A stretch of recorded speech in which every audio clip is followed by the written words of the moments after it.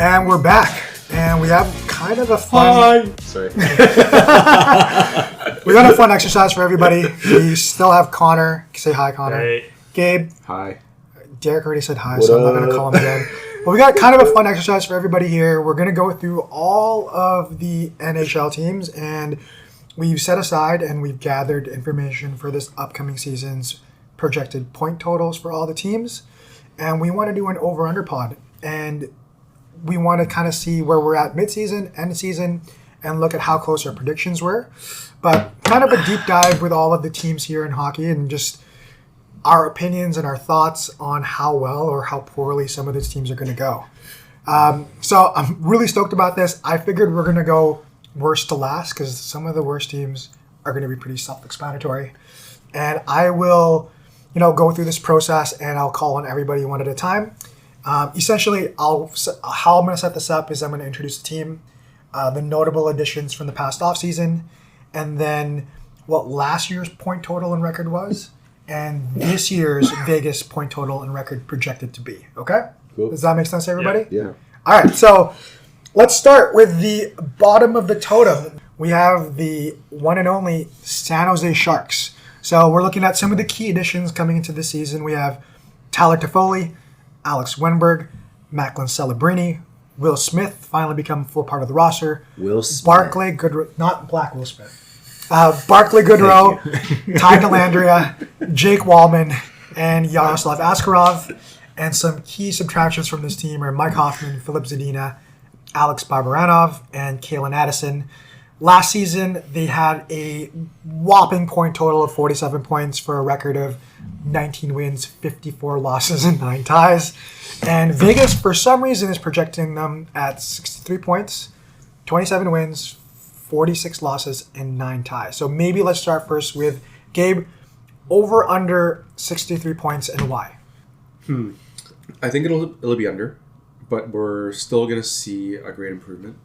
Mike Greer really did a good job with the San Jose Sharks this summer, and there was a lot of questions about his ability to lead the team in the front office last year. So I'm glad he answered the critics. I feel like he did.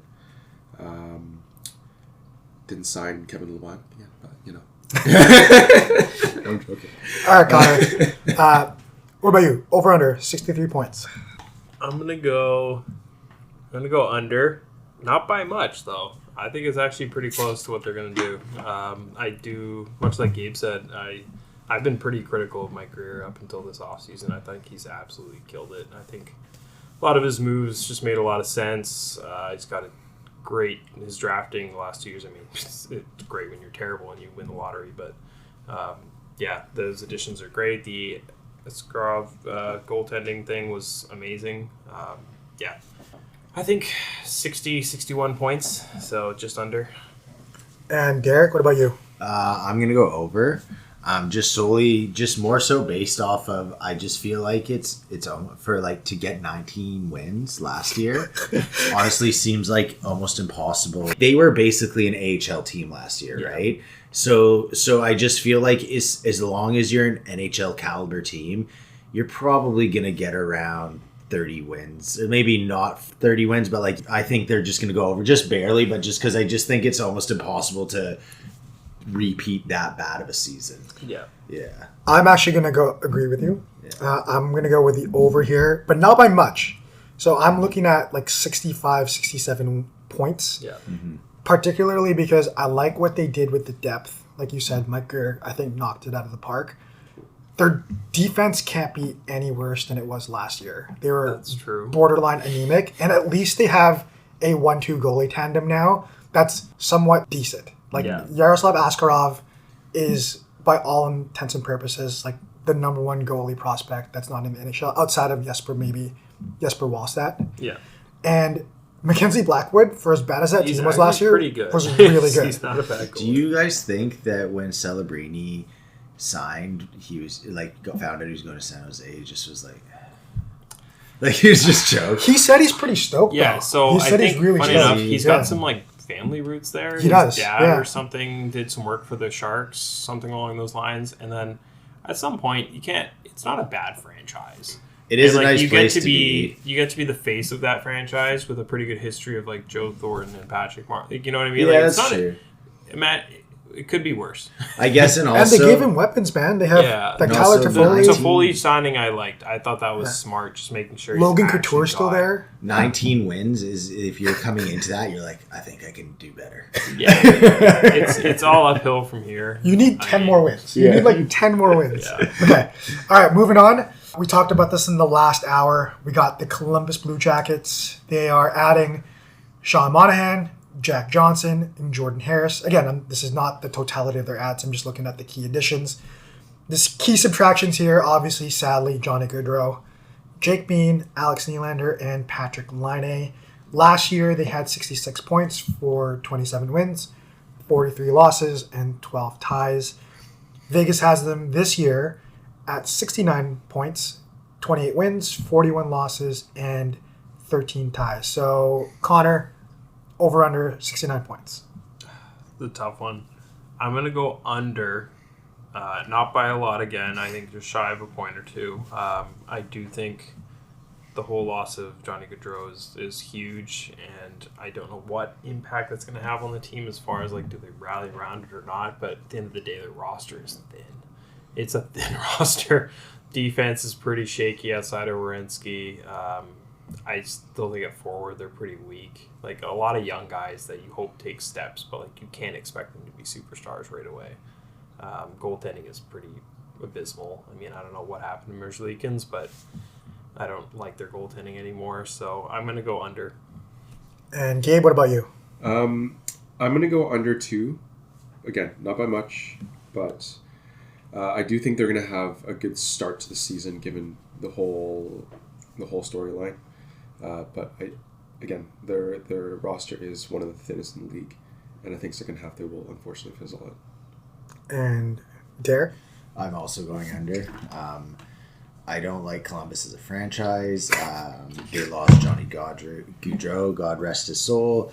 And I just don't believe that there's really it in the I just don't like Columbus. I think it's boring there. They won't get inspired by this, and they'll be bad. Unfortunately, again, not to be a team bandwagon, but I'm also going under, and I'm actually going to go to a very heavy under. Echoing exactly what you guys think, the roster's thin, a lot of young guys. The only way I could see them going over is if all the young guys, Cole Sillinger, Ken Johnson, Kirill Marchenko, all those guys for some reason Fantilli. hit. Yeah, Fantilli, David Jiricek, right? Yeah. But I'm a lot more pragmatic. I think this roster has been gutted. Johnny Gaudreau loss is a huge hole in their leadership. I mean, obviously Patrick Laine leaving is not a great sign, and they didn't really add anybody. So I think this is going to be an unfortunate super under for me as well too. I think honestly probably worse than San Jose in my opinion. Any other thoughts, or we'll go to the next team? Okay, so the next we got the Anaheim Ducks. Key additions: they're going to have Cutter Gauthier full time, Robbie Fabry, Brian Dumoulin. We also have Olin Zellweger probably making the team out of training camp because again, I don't know who else is going to make it over because this team is just rough. And key subtractions, they really only lost Jakob Silverberg. Last year, they had a 59 points, which was 27 wins, 50 losses, and 5 ties.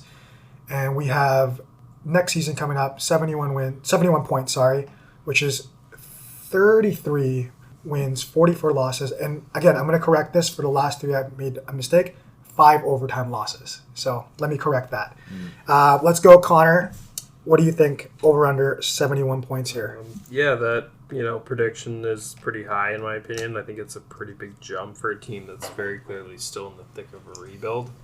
I'm going to go under. It's the 3rd time in a row already going under, but I'm going to go under. I just don't think they're ready to make that big of a step. Not that that's massive because they're still a bad team at 71 points, but I just think they're going to hang in the mid-60s. I think they're still fully in a rebuild, and they did not add anything of significance. So, yeah. Gabe, let's go. Over, under? Under. Echoing the same thing, I think they might even go under 59 points this year. There's so many questions about around Zegras, and this year more than ever because, it's just another year of flatlining. So, let's see. But I have no hopes for this team. And Derek? Yeah, I'm going to keep it short and quick. Under, 71 points is a lot for a team like that. I'm going to agree with all you. That's a heavy under for me. I don't even think they'll have Gibson by midseason. I know it's been the ongoing rumor. Connor said earlier, Cam Fowler's probably gone from this team. This is a really young team. I just don't think they're going to make the leap, a big enough leap to pass 71 points as low as that is. So, under. Okay, so where could Gibson go now? Because Gibson was rumored to what? Toronto. New Jersey. New Jersey before he can't. It's Ottawa a doesn't shame have a he's goalie been now. in Anaheim. I honestly don't know. I don't know who needs a goalie. Montreal. No, because they really like Montembeault. And they're still rebuilding. Yeah. Like, it's a team, like, Toronto's the only one that would make sense, and that's only if somehow that tandem of Stolars and Wool don't look like they're ready to carry a playoff team. Yeah. That's the one But that they still was- won't trade for a guy like Gibson. We'll No. have to pay way too much. Yeah. Yeah, it's there's not a lot of options out there. Once New Jersey made that move for Markstrom, I thought Gibson was staying. Yeah, But he's staying put. So, which, again, unfortunate. The one place I could see him maybe taking the flyer on, but it'd have to be transitionary, because is maybe Philadelphia, because Carter Hart kind of hijacked the whole goalie pipeline. yeah, if they continued to step up from where they were last year, which we'll get to, and I don't think Yeah. they would, then maybe that's a place. But Not too far away, actually, because they're not that high. So next we got the Chicago Blackhawks. Some key additions here. We got our boy Ilya Mikheyev, Alec Martinez, Craig Smith, Laurent Brossoit, Pat Maroon, TJ Brody, Toivo Teravainen, Tyler Bertuzzi. So this team is loaded up. Key subtractions are losing Taylor Radish, Nikita Zaitsev, and Tyler Johnson. So last year, they were one of the worst teams in the league at 52 points. So 23 wins, 53 losses, and 6 overtime losses. This year, we're coming in at 73 points, which is good for 33 wins, 43 losses, and 7 overtime losses. So maybe, Derek, let's start with you first. Over under 73 points for the Blackhawks. I'm going to go over. They've added a lot of NHL players. Like a lot of NHL players.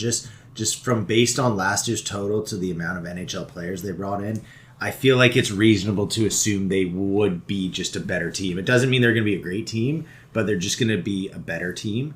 And then also with the way Connor Bedard is, if you are as good as he is, I think you make leaps and bounds year to year. So between those two things, I could see it would be a great season for them to go over or a good season for them to get over 73, which it'd be 10 more wins. But I do think it's pretty in reach with just looking at that roster and who Bedard is, to be honest. Gabe? I think it's definitely possible to be over. Bedard was already pulling the team up with very limited line mates. And I just counted on your really well prepped Excel sheet. There's at least 6 Stanley Cups incoming on the Oh, players. damn. Three of them being from Maroon. Wait, yeah, Maroon's got I think 3. Three. Yeah, Is St. it- Louis and 2 in Tampa Bay. Yeah, so that's 6 with I Martinez. really like Martinez, Teravainen. yeah, I yeah, really yeah. like Teravainen. Yeah. Connor? Yeah, I'm with you guys too. I'm actually going on the over on this one, not by a lot, probably like a 75, 77 point kind of finale for them. But yeah, I just think they added a bunch of actual NHL talent. Bedard is Bedard, and he's probably going to take another step, like Derek said.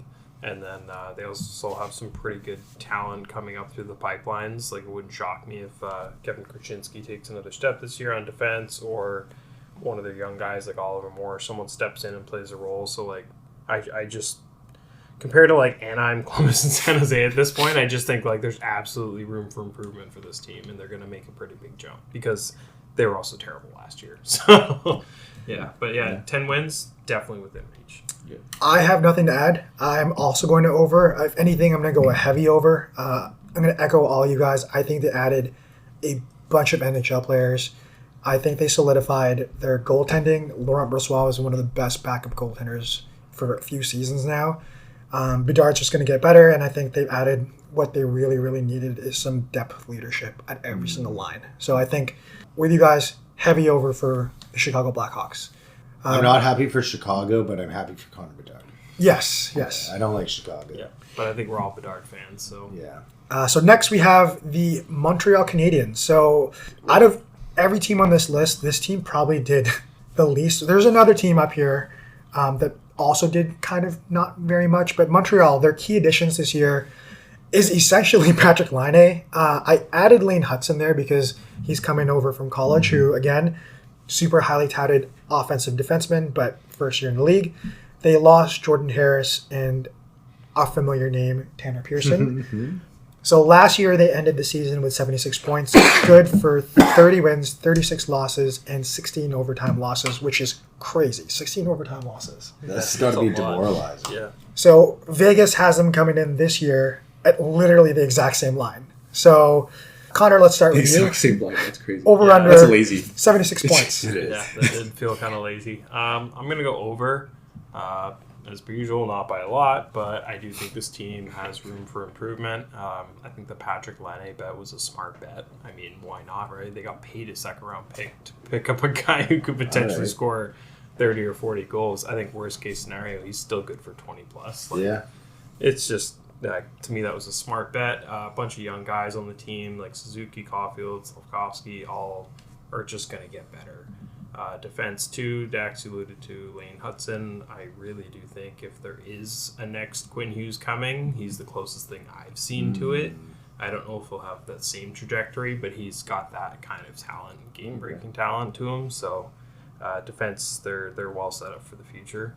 I like their young goaltender, too, Montembeault. I think Caden Primu's the backup. Yeah, I think there's room for improvement. It's not going to be anything crazy, but they'll get a couple more wins this year. What about you, Gabe? I'm in the same agreement. Over. Kirby Doc was injured for a good part of last year. Right. All of it, basically. I Yeah. forgot about him So- completely. And he's a really solid player and still a really high potential. Their top two lines are one of the best top sixes in the NHL, I think. I think, honestly, Montreal might be one of the top teams in the next decade with the lineup they have right now. There's really, really high potential. Yeah, Especially with Demidov coming. Yeah, their future. Oh my god, they drafted Demidov. Demidov. Yeah, their future is actually insanely bright. Defense too, dude. Reinbacher, Hudson, Malmo. Oh, yeah. Someone Gabe else. Stanford. Forwards too. it's Yeah, kind of wild. Slavkovsky. They're coming. They're coming. They have a very bright future. All right, Derek, what about you? Over under? I'm gonna go over. Patrick Laine. I didn't know about the contract thing, but I mean he's a goal scorer. Even if he's, I don't know. I just have hopes for him. I like it that he games, so I just want him to do well. I am a big fan of Montreal Canadiens, so I'll always take a over on them. A big part for me, I feel like a team that has Tanner Pearson on it is always worse. So by getting rid of a addition by subtraction, Tanner Pearson puts them over. I'm going to join you guys with the over. I think the young guys are going to be better this year. Cole Caulfield shot an abysmal shooting percentage, so there's just going to be a regression to the mean. So positive regression for him. I agree with Connor. I think Lane Hudson's going to be gangbusters. I personally and I was super high on him last year. Everyone knows I had a man boner for Mike Matheson. And I honestly think Lane Hudson's going to take power play one off of him. It won't be long either, because that kid is special. I did not know you had a man boner for him. All right, so One question for you. Sorry. go ahead. Yeah. I'm just looking at the odds to make the playoffs right now. So DraftKings has Canadians at plus 750, Blackhawks at plus 900. Who do you think out of the two that are rising has a better chance of making playoffs? Making playoffs next I year? know that it's Montreal. In the East. In the East, right? it's easier in the East. I'd say. It's easy easier in in the the East. East, but also just Montreal, just because they're a little more developed. I Yeah. feel like. Yeah. Better coaching. Yeah, better forwards too. Well, I'm Like as telling much you, as Bedard's Lane Hudson. amazing, there's Suzuki, there's Caulfield, there's Slavkovsky, there's now Laine, there's Doc, there's they've just got more up front. Yeah. Like if your next best forward is Tyler Bertuzzi or Teravainen, that's not a deep team. Like they're still, in my opinion, They could be a dark horse, but Yeah. but Montreal has a good they option. would need a lot to go right. I think goaltending would be a big part of Chicago's success for sure. All right, well, we have the Calgary Flames. Key additions, Anthony Mantha and Ryan Lomberg, so they're adding some championship pedigree. We got some key subtractions here, Andrew Mangiapane, AJ Green, Oliver Chillington, and Jacob Markstrom. Last year they finished with 81 points, which was 38 wins, 39 losses, and 5 overtime losses. And Vegas projects them at exactly the same point spread. Lazy again. So let's start with Derek. Calgary Flames, over under 81 points. Oh, I'm gonna go so hard under. You guys know me. He's an Biasly, underboner. I hate Calgary, so I don't even entertain the thought of them being good. And on top of that, I just want to give a shout out to Dylan Wild, Anthony Mantha. So you're probably now a Calgary fan. No, but in all honesty, I don't know. Mangiapane, I really liked him. To have him go is going to be a loss for them. And again, like I'm just biasedly, I don't like Calgary. So mine isn't even a projection of what I think. Mine is a hope for them to be under. Okay, Gabe, what about you? Over under? Definitely under. They've lost a lot, especially their starting goalie. I'm just looking at Huberto's stats. 52 points last year. I think he will recover from that. Like Really? his median should be at least in the 70s, low 70s. Do you? I think he's. I think Depends so. who he's playing with at the end of the year. True. Because, like, I'll tell you right now, they're probably shipping out Kadri this year. Who was amazing I last know, year? but, like, why wouldn't you if you're in a rebuild, right? But do Like, you guys it doesn't remember make sense. when Calgary got Huberto? and they're like, we saved the deal, like we did it, we got someone good still. It You know worked what out though? For both sides, Mackenzie it worked Weegar out. is really good. He is a good defenseman. At the Yeah. time, the deal looked pretty good for both sides, I have to say. So Connor, It looked good, but like maybe there was a reason that I'm Huberdeau also went. going to go Under. under. I think Okay. we're all going I under. agree. I just think they're also clearly going to be a seller come deadline. So, like, a team that's a seller where you're talking about maybe trading probably Kadri away, your number one center. You're probably trading away somebody else, maybe Rasmus Anderson. He's someone that... there's already rumors. Yeah, exactly. Like, That's even started. yeah, like they're already going to be a bad team. Imagine when you go and trade like your number one defenseman, your number one center. Like, they're going to be below 80 points for sure. Yeah, completely agree. I'm also under. Agree with Connor. I think they're going to be sellers at all, not even at the deadline, but just the Maybe whole season. before, yeah. Rasmus Anderson, Blake Coleman, Naz Kadri, all pieces that could help a contender and basically just outside of their prime, if not finishing the tail end of it. So, yeah, completely agree. No point of that team buying. They're all in with the young guys. Next, we got the Philadelphia Flyers. Shout out to Josh. This is his second favorite team outside of the Canucks. They really didn't do anything outside of basically adding Matvei Mishkov. Their key subtractions are Cam Atkinson, Ryan Johansson, which is a crazy story, Mark Stahl, who retired, and Dennis Guryanov, who I didn't even know was still playing hockey. I didn't know he was on the Flyers. Last year, they finished at 87 points, which was a surprising 38 wins, 33 losses, and 11 overtime losses.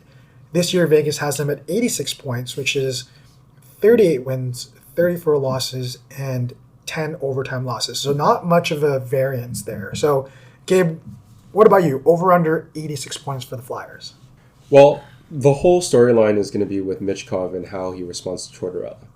Because Tortorella is so consistently hard on rookies and he hates lazy players. And obviously, with the Russian stereotype, sometimes they're a bit lazy, but we'll see how this translates and see if he gets in the doghouse early. I think that's really going to dictate how well the Philly Flyers do this year. If they can gel well, I think I could see him over because he's hyped really high. He could be like, he could hit the ground running, right? Do you think you could see 60, 70 points from him?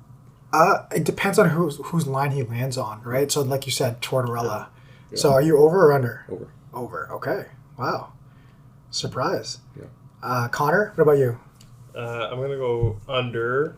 I think Philly had a hell of a year, surprisingly, last year for what their team is and was. Michkov is definitely a nice injection. He's the one thing that could absolutely make me wrong here and make Gabe right. If he is as good as like a Kaprizov import type kind of young guy, then like there's a lot to be desired there. But I just think their defense is pretty weak and their goaltending is probably the most suspect in the entire NHL. Like, do you guys even know who their two starters are? Urson Yeah. He played pretty well. and Fedotov. Fedotov. The only reason why I know this You know because how again, many games they have combined? Like 30 or something. Urson played like 20 something last Yeah, year. I know, and Fedotov played like 6. So they have like 30 combined. This is like Seelovs and a guy you've never heard of as your go-to tandem for next year planned. So True, it's true. like, to me, that alone is there's no way they're going to be a winning team this year. And somehow, surprisingly, they were a winning team last year. But All right, what about you, Derek? Over under 86 I'm, points. I'm just going under. I'm a big or I used to. So when I lived in Kitimat, my hockey team, we wore Phillies jerseys and colors. So, but I also just really like the franchise. But I've just like constantly been disappointed in them for quite a while now. So I'm just gonna kind of live under that statute of I don't see them getting better. Just kind of the way the overall franchise has been the last while.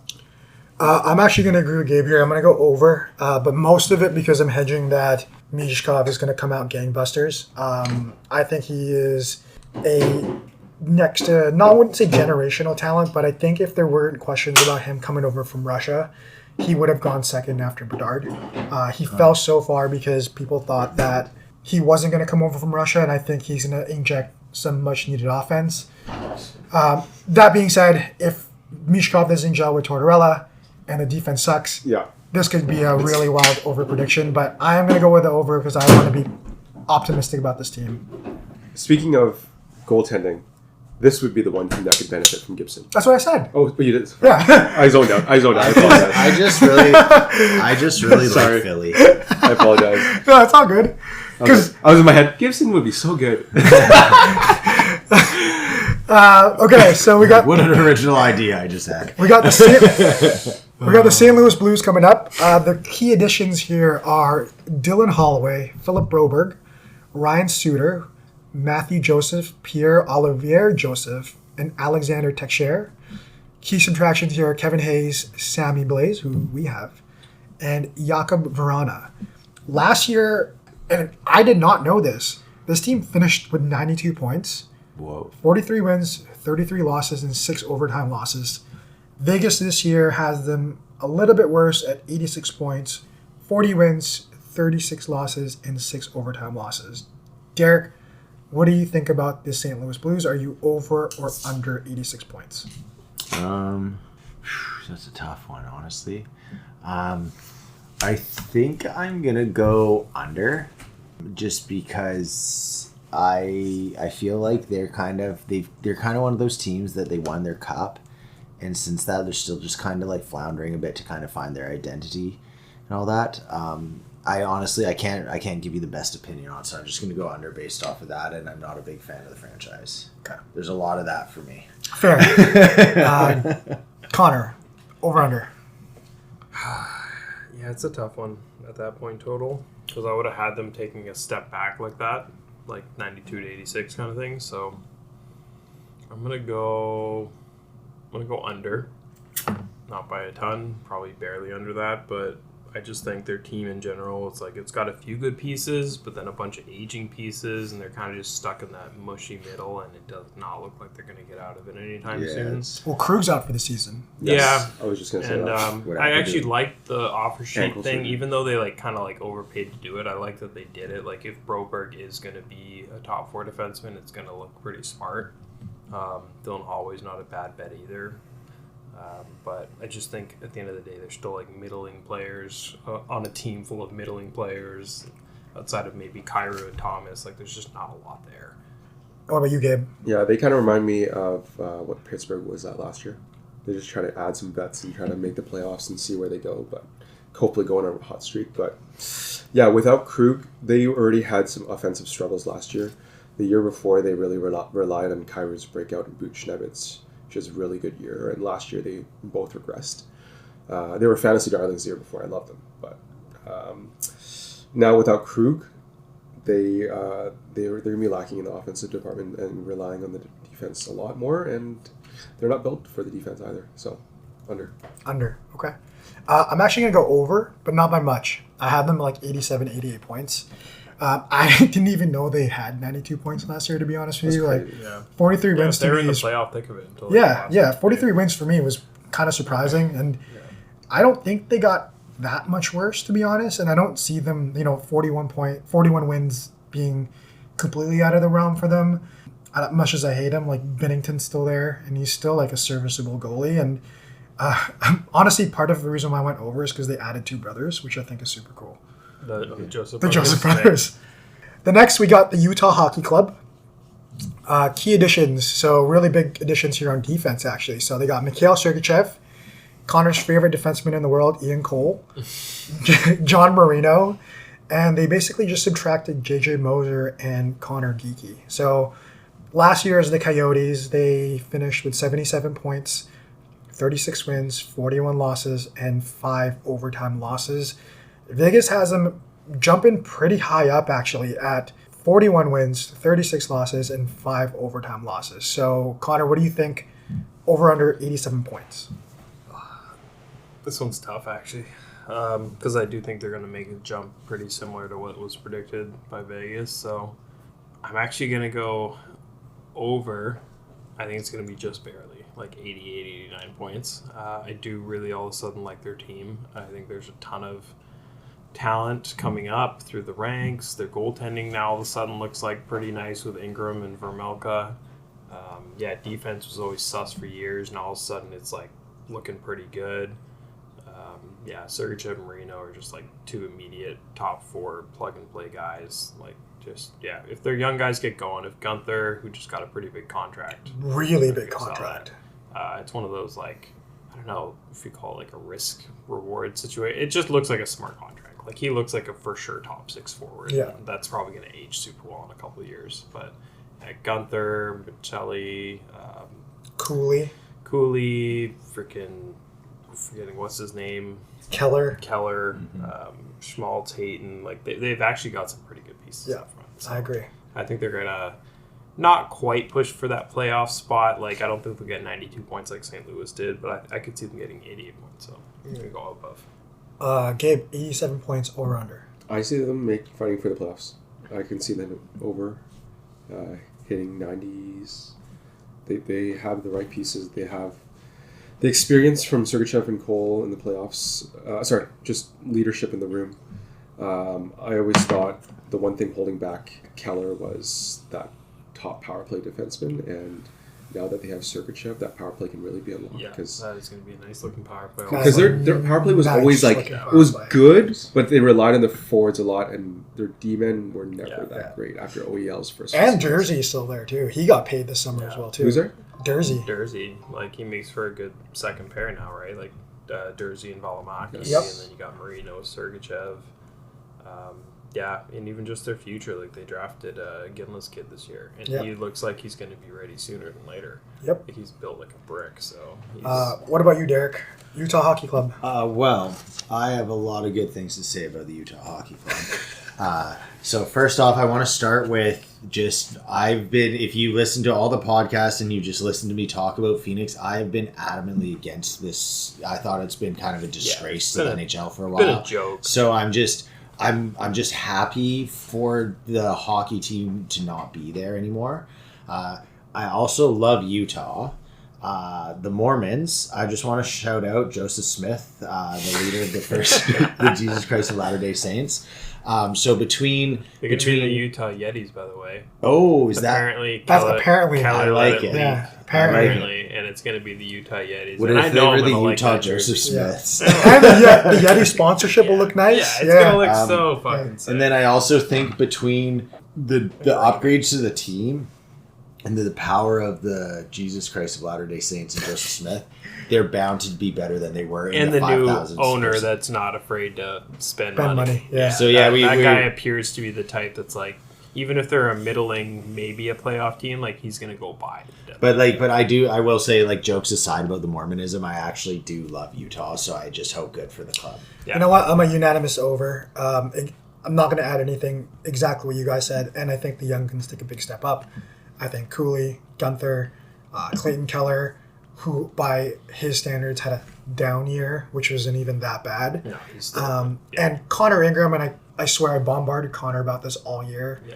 Connor Ingram had identical stats to Demko literally all year. Damn. Until the last month when the team was just like, we're not going to make the playoffs. But that guy's a stud, and I think the team's going to be good. Okay, before we go on, what do you guys think of calling them the Utah Hockey Club? I think it sounds kind of cool. I actually kind of like it. At first, I thought it was super lame and generic, and it's randomly stuck with me too now. I'm like, I don't hate it. I wouldn't be against the Yetis, but I like the Yeti. Yeah. I think that's a cool name. Plus the mascot was going to be so cool. The mascot's going to look good. Like, There's going to be like a mountain with a Yeti in the back. Yeah. Like I really like the Yeti, but I do think if they stayed Utah Hockey Club, I'd be like, all right. Out of the UHC? other options, Because they do that in Switzerland. Outside of the Yeti, like all the other ones I remember looking back when they were like doing draws trying to figure out a name, they all honestly sucked outside of Yeti. And if it wasn't going to be Yeti, I'd probably choose Utah. Yeah. Or what if you did the Utah Skinwalker Ranch? That would be a little.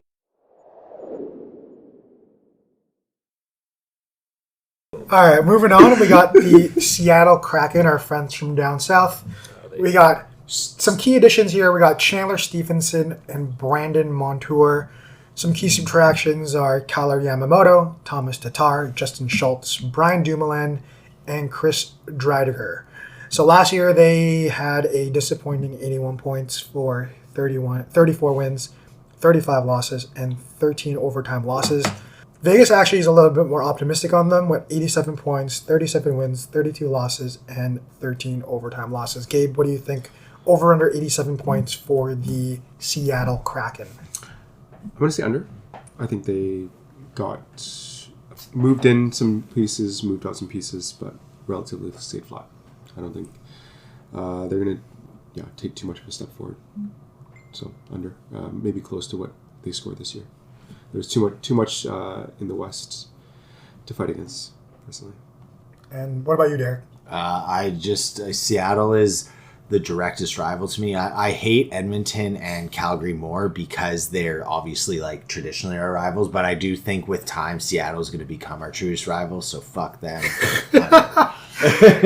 Connor? Under? I'm going to take the over. Oh, nice. Okay. Yeah, I'm going to shake it up a little bit. I don't think it's going to be by much. I think they're going to get like 88 points, like something similar to Utah. I think at the end of the day, they did, even though I don't like the contracts at all, I think they added Montour and Stevenson, which only really strengthens your team.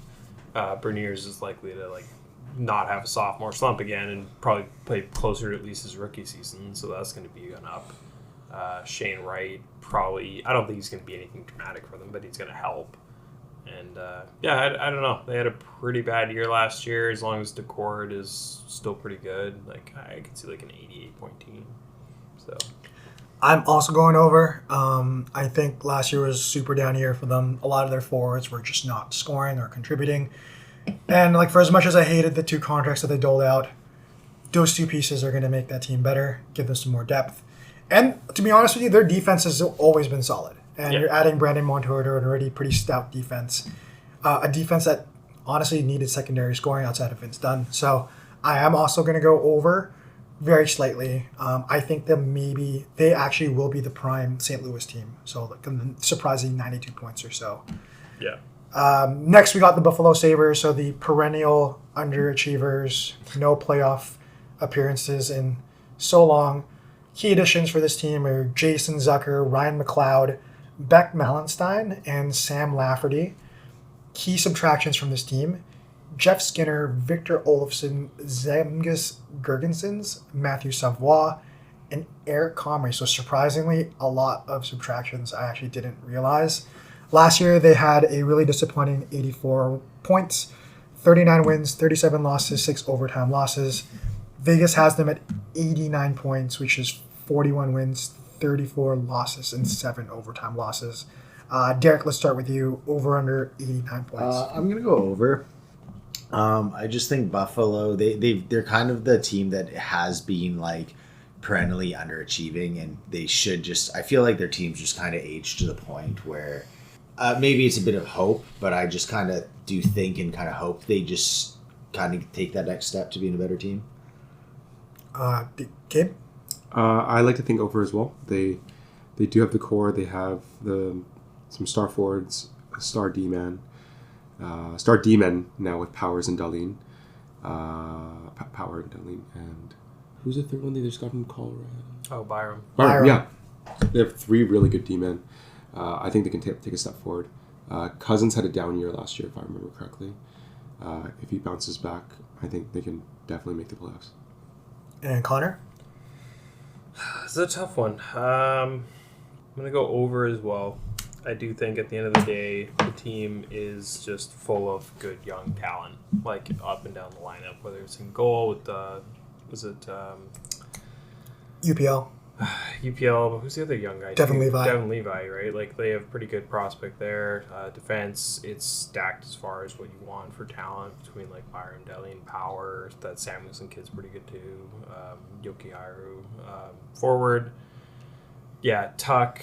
You got Cousins. You got Benson if he takes another step. You got Tage Thompson. You just Paterka, Jack Quinn, Yuri Kulich. Like there's so much talent. Like, I just can't see them not. Of all the Eastern teams, I think they're going to make that jump. If it's not them, it's probably Ottawa for me, but I'm going to choose them. So I actually am also in the over. I think all of their star players had down seasons. Dylan Cousins had a down season. Darlene regressed a little bit. Offensively, not defensively. Cage significantly regressed. So I think a lot of these guys are just going to get back to where they actually are. And I think they're probably my one team that's going to push to go to finally break through the playoffs. Next, we got Washington Capitals. They added PLD, Andrew Mangiapane, Jakub Chychrun, Logan Thompson, and Matt Roy. So they lost Darcy Kemper, Max Pacioretty, Beck Malenstein, and Nick Jensen. Last year, they snuck into the wild card at 91 points, which is good for 40 wins, 31 losses, and 11 overtime losses. This year, Vegas has them at 89 points, which is 39 wins, 32 losses, and 11 overtime losses. Connor, are you over or under 89 points? it sucks because I actually like the attempts, at least at what the GM has done here, to like keep the team in relevancy around pretty much Ovechkin, let's be real. But I'm going to choose the under. I do think at the end of the day, especially I think just recently it came out, she's not even playing this year. They're so thin up front. Like, it's going to be tough. Like, unless Pierre-Luc Dubois comes in and just completely reinvents himself as like a number one center, I just don't think they have what it takes up front. Like, I love what they did on defense. I do actually kind of like their goaltending, but I just don't think they're going to have enough scoring to keep themselves relevant. So I'm going to choose the under. What about you, Gabe? I am going to choose over. I really, kind of like Connor, I really think this all boils down to how PLD acclimates to the team. He's made a lot of bets here, and if he strikes on 3 out of 5 of them, they make the playoffs. I think Thompson, if he plays well, he had a great run 2 years ago, was one of the best goalies in the league. Chychrun at one point was a highly touted defenseman, just rotted away on Ottawa. Was he somewhere in between Ottawa and there? Phoenix, right. He was on Ottawa for a while, right? Yeah. Last year. Yeah. All these players have a potential to climb back, and I've always liked Mangiapane. He's one of the more underrated defensemen in the league, and I've always loved Matt Roy. Fantasy darling. So all these coming together, if everything strikes right, playoffs. What about you, Derek? I'm going to go under. My reason being Pierre-Luc Dubois, I don't really have much faith in him. I really liked him. Like, when he came into the league, I was so hyped on him. But I'm kind of torn because I do like a lot of their other pickups, like Mangiapane, Chychrun. But I'm going to go under, and I think that what's going to happen is I feel like just with the way it is, like really Washington is just the get Ovi his goal show.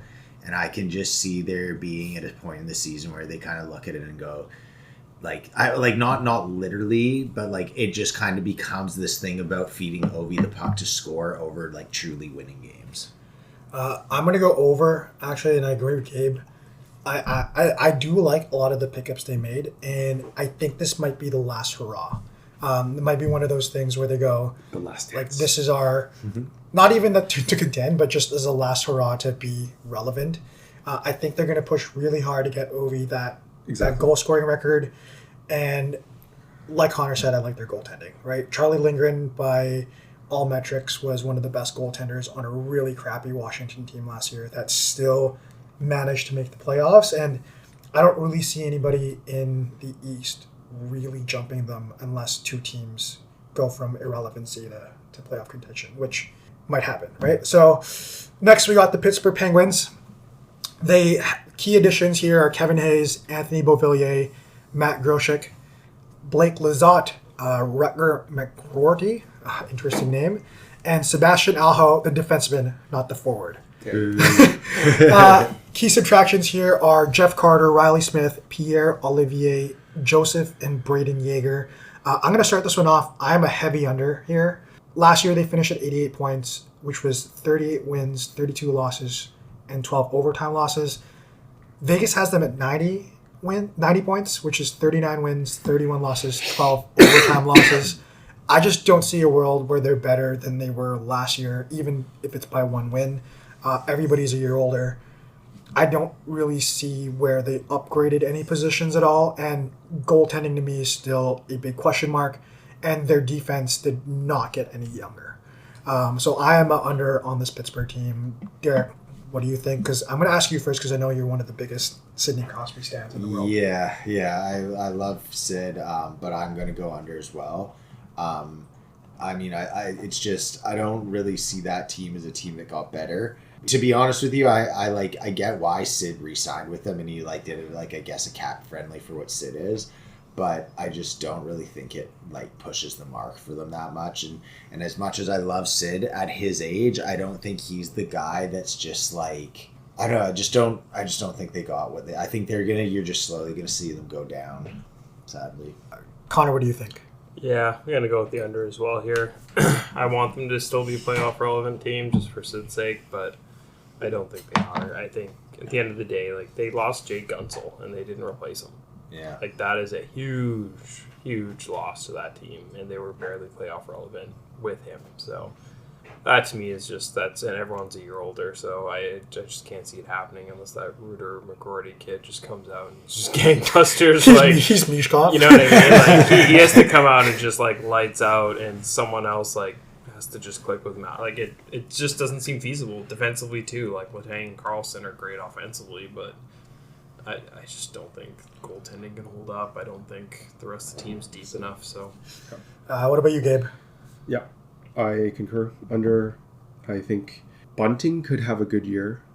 He had a 50-point year last year, and I think he's one of those engines that kind of the sparks that kind of get a team going if he can get the momentum going for the team. But still, too old, too slow.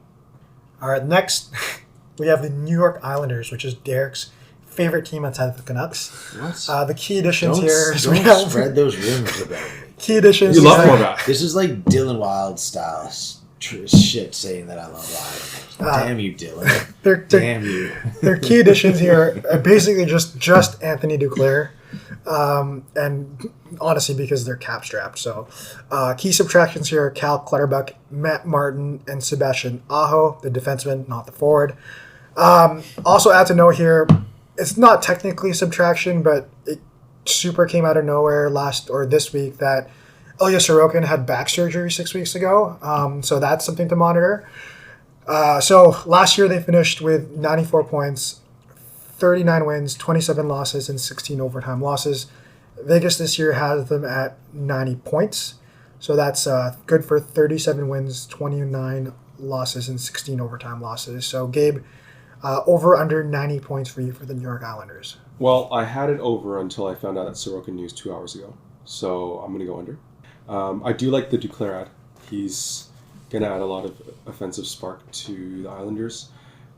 They've always been cap-strapped, even given their limited rosters. So it's nice to see them actually add, besides adding Horvat a few years back. So let's see what their offense can do, because it's always been relying on Barzal and Horvat and Dobson. So they'll be a funner team to watch, but it's all based on Sorokin, really. Connor, what do you think? I'm actually going to go over. I do think that the Sorokin thing's a little bit scary, but Varlamov was one of the best backups last year and still remains to be for God knows how long now. But I think the tandem there is still just really freaking good. Defensively too, now that Dobson's become that number one stud D-man, you still have Pulock and Pelech and a couple other pretty good guys back there. Forwards wise, I've always thought they're a little bit light, still do, but the Duclair ad helps. So I think at the end of the day, they're still built well enough to probably be a playoff team, or at least get 92 points. So I'm going to go over. What about you, Derek? As much as it pains me, I also will go over. I honestly think the Sorokin injury, as much as it's scary whenever there's surgery, and especially you hear back surgery, I just think in the modern day, it has to be a pretty severe back surgery for it to actually be like, is it going to truly change their career? So I also have Sorokin in fantasy, so I'm going to always like lean on that. But I just got to caveat all this with saying I have Bo Horvat's 50th anniversary Canucks jersey. I loved him. I'm glad he's not on our team anymore. I'm happy with JT Miller. I'm going to go under. Not a crazy heavy under. I actually have them at like 89. If anything, 90 points actually sounds super reasonable for them, to be honest with you. I just think they're the same team. They're really well built. I don't think they're going to be terrible. I don't think they're going to be great. And Sorokin, even with the surgery news, I think is going to be a stud. So I just think that they're going to be a stand-pat team, and my under for them is like 89 points again. If we were actually to choose, 90 points seems super reasonable, but the exercise is over-under, right? So next we got Detroit Red Wings. So what is it, like year 6 of the Iser plan, or year 5 of the Iser plan, whatever it is? The key additions: Vladimir Tarasenko, Tyler Mott, Cam Talbot, Eric Gustafson, Jack Campbell, Simon Edvinsson technically is not an ad, but he's going to be a full-time roster player this year. For some reason, they added a bunch of goalies on their roster right now is Talbot, Leon, Husso, Campbell, and Sebastian Casa, which makes zero sense. They lost Shane Gostisbehere, David Perron, Daniel Sprong, Roy Fabry, and Jake Wallman. That's a lot. Last year, they were actually a surprising 91 points for 41 wins, 32 losses, and 9 overtime losses. Vegas has them slightly under, which is at 41 wins, 33 losses, and 8 overtime losses. I'm going to come out there, and I don't even think this team is that great, but I have them at the over because eventually this team has to break through, and I'm hedging a bet on a lot of the younger guys starting to actually do better, and one of those goalies has to hit. It's like Yzerman put a blindfold on and just threw darts at a board and be like, one of these goalies is going to be good. So I'm going to go slight over. Connor, what do you think? Yeah, it's tight. My biggest knock on the team is the goaltending, but I do kind of agree with you that when you have 4 potential starters, one of them has to kind of hit. Not even hit, just be league average, right? So it's that seems completely doable. Last year, I think it was Alex Lyon. I think he kind of de facto became their starter because he had a league average saving percentage. And Reimer. Yeah, and so again, I'm gonna go over as well. I don't think by much. I think they're kind of like the Islanders. They're either gonna flirt with a wild card spot or just squeak in. But yeah, I mean, they've got a lot of good young talent. Even Simone Edvinsson, like you said, he looks like he could be a pretty good stud defense prospect. But I don't totally trust the Iser plan because the problem with that is they have way too many defensemen signed. So they many. have a guy like Justin Holl who they pay $3 million who now has to sit on the bench for Simone Edvinsson to play. So it's there's problems with the construction of this team. I legit believe so much in Yzerman, and these last couple years in Detroit I've been doubting hard. Well, it also, having that many defensemen, I think handcuffs the studs. I think Seider has basically been playing with one hand behind his back because he just doesn't have... Which Shabbat basically ties your hand behind your back. He doesn't have the opportunity. You're paying a guy this much money what they paid him yesterday, and you're basically having him play power play. And I actually like that contract a lot, Yeah. by the way. The Seider contract is good. The Raymond one's fine. They're not bad bets, but it's just the rest of the team outside of Larkin that I'm pretty sus on still. So, all right, what about you, Gabe? Over under 90 points. I'm going to say under, but not by much. I do like the Tarasenko ad. He's proven to be a really good journeyman in the last few years. I'm laughing. I didn't see that Talbot and Campbell, the ex Edmonton tandem, are back together. Because of how many goalies they have, they might take way too long this year to find the goalies. That's true. Yeah. They might just not get the momentum, and that might be their crux this year. So I'm going to say under because of that. What about you, Derek? Yeah, I'm just also going to go under. I feel like Detroit's just kind of there's better teams where with like Gabe said, with the amount of goalies they have, it might just be one of those things. It's not that they're bad. It's just by the time they kind of sort out what's going on, there's better teams that knew what they were doing the whole time, and therefore they'll be ahead. All right. Well, now we're entering some of the heavyweights here as far as Vegas predictions, okay? All right, can I have one last thing? Oh, here? yeah, go ahead. Can I change my Detroit?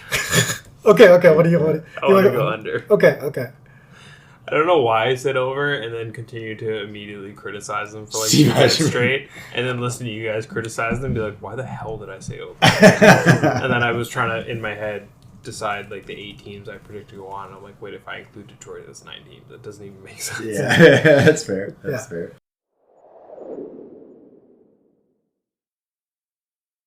All right. Okay. Well, again, we're going to be going into the heavyweights here, at least from Vegas predictions. So the first of the next set of, I guess these are the separators here.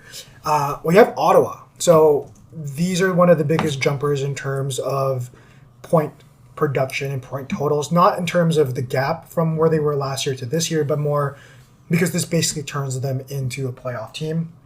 So Ottawa adds Linus Ullmark, Nick Jensen, David Perron, Michael Amadio, and Noah Gregor. Their key subtractions are Jonas Corpusalo, he's headed to New Jersey, Matthew Joseph, and Jakob Chychrun. So last year they were super underwhelming, 78 points, 37 wins, 41 losses, and 4 overtime losses. This year Vegas has them turning around at a 43 wins, 36 losses, and 4 overtime losses for 90 points. I have this team at an over. Primarily because I always liked the construction of this team, but now they have a legit starting Vezina caliber goaltender in Linus Ullmark that can take that load on, and I think he's actually going to be enough to push them over, and maybe like 91, 92 points isn't out of the realm. What do you think? Which is all it might take in the East this year, right? Like we were saying, it's a weaker conference. I think like last year, the team that got in, I think had 91 or 92 points, so... So what do you think, Connor, then? I'm going on the over too. Not by anything crazy. I think they're going to be that last wild card team in the East, like get around 92, 93 points. Allmark is a big change up to their goaltending, and I still like Anton Forsberg as the backup, so I like that combo there. I still don't like the Chychrun trade, but I still like their defense, kind of. Like, Schmott's pretty darn good. Sanderson looks really good. Artem Zub's no joke. Like... Jensen's a poor man's Chris Tanev, so it's I like Amadio and Gregor, man. Like, those are really good depth adds signings. were fine too. Didn't mind those at all, but I mainly like Stutzel a lot. Brady Tkachuk, Drake Batherson, Josh Norris will be healthy. They're itching to break out the Claude next Giroux. level. Like they actually have a pretty nice looking top 6 still. So to me, they just look like that team. That's it's funny because Travis Green's the coach now. Yep. But yeah, I think it's when I first heard Travis Green was hired there, I was like, I don't know if that's the guy they needed, but I think for Travis Green's sake, they were just itching to have a turnaround anyways, so it's going to look good for him. What about you, Gabe? Over under 90 points. I've crushed on Ottawa for the last few years because I feel like they're the next team to break out. I'd like to say over, and I'd like to see them make the playoffs. Ullmark really has a point to prove now, and given that they play Boston probably like 5 or 6 times a year, he's going to play probably Vezina candidate again against them. And I do like the Perron addition. He's proven to be a great journeyman and adds a lot of experience and winning experience to the team. And yeah, I'm really high on this team. What about you, Derek? I'm going over. Ottawa is one of the few Canadian teams I like, so I'll always vote for that. And big fan of Linus Ullmark. Yeah, I am a goalie guy. I do like my goalies, and he's one of the ones I like, so I'll give him the over. Okay. And I also I'm just happy to see that. I feel like for the longest time, if we talked about Ottawa, we'd all just laugh and say dumpster fire. And now we finally don't say that. Took a while. All right, we got Minnesota Wild. They're really only adding Jakob Trenin. Key subtractions here are Patrick Maroon and Mason Shaw. I'd also add probably one of their other key additions is cap room. So they have, last year they ended at 87 points, 39 wins, 33 losses, 10 overtime losses, just missed out on the playoffs, disappointing season. This year, Vegas has them right back into playoff contention at 94 points, at 42 wins, 29 losses, and 10 overtime losses. I'm just going to make this super easy and quick for me. I think this is an over. I just think that this team is too talented offensively. a couple of guys had down years, and I think they're going to just break through and become a playoff team again. Derek, what do you think? Yeah, I was just gonna pick me. I'm gonna say under. I hate Minnesota so much. That's not this. I fucking hate them. Their trap hockey back in the West Coast Express days has turned me off for life. Connor? I'm gonna go under, just barely. I think they're gonna get like low 90s, so I'm gonna go just under the 94. I don't know. I do think they had some kind of down years last year, but I just don't see much else happening on their roster. Like, Kaprizov's great, Boldy and Rossi are good young pieces, but like I don't see much. But like Zuccarello's not going to be good for much longer. Hartman's kind of on the downside. Goaltending's a little bit suspect between a pretty old Fleury and a Gustafsson, which you don't know which one you're getting. Last year's or the year before, so. The only part I really like about them is their defense, but Spurgeon is now looking like an injury bug, so we'll have to see. You, Gabe? 94 points? Under. Under. Yeah, Okay. pretty simple. Same as Connor. It's writing's on the wall. You got to have everyone overperform. But at the same time, we are waiting for that Rossi breakout. Yeah. That's probably the biggest thing for me, too, yeah. Yeah. If he turns into like a 60-point Or season this Wallstein. year, I don't know. Fleury and Gustafsson, who's that? it's hard push out. Yeah. Minnesota, they don't really... I thought they were high at Addison, and then they let him walk. Yeah. Yeah, San Jose had him last year. Didn't work there either. All right. The next team we have is the Winnipeg Jets. Really, very, very few additions here. Braden Yeager, Eric Comrie, and Capo Kakkonen, which is nothing to write home about. Very significant key subtractions here. And Tyler Toffoli, Shane Monahan, Nate Schmidt, Brendan Dillon, and Rucker McGrory.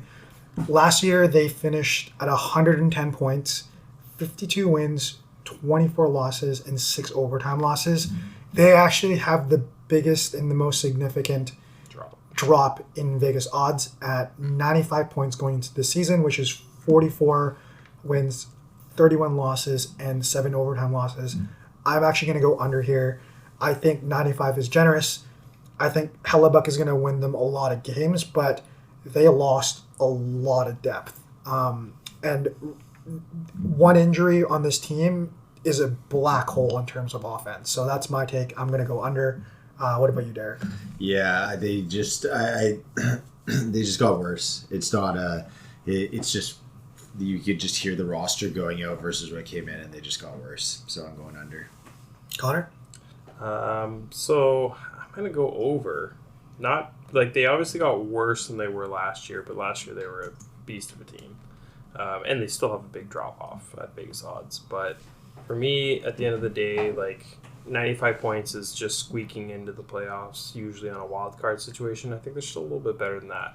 I still think at the end of the day, like Gabe Velarde barely played last year. He still is a pretty significant piece probably going forward. A couple other guys too. I just think Hellebuck's going to make them a good team.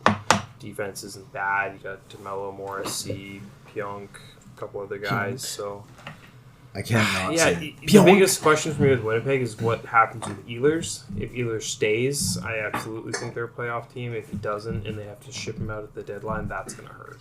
That's some awesome depth. What about you, Gabe? I have them on under.